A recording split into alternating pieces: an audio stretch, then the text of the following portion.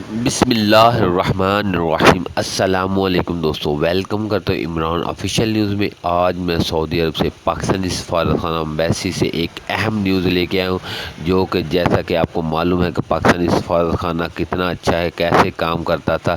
Pakistani overseas جو بھی غیر ملکی ان لوگوں کو بہت تنگ کر رہا تھا، جیسے بھی کوئی بھی مسئلہ مسائل تھا وہ ان لوگوں سے پیسے لیتے تھے، جس کا نام تھا راجہ علی اجاز۔ اس کو عہدے سے فارغ کر دیا ہے گزشتہ روز۔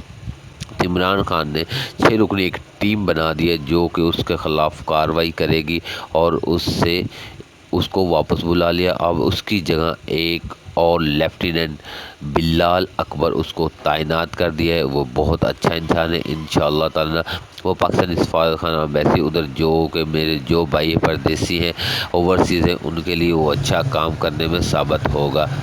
تو یہی دعا ہے۔ جیسا کہ آپ کو معلوم ہے کہ یہ جو راجہ علی اجاز تھا، یہ تو بہت نہایت ہی گندا آدمی تھا۔ وہ اوورسیز کسی بھی پاکستانی کے کوئی کام نہیں، جیسا بھی کوئی بھی جاتا تو اس سے رشوت وصول کرتا تھا۔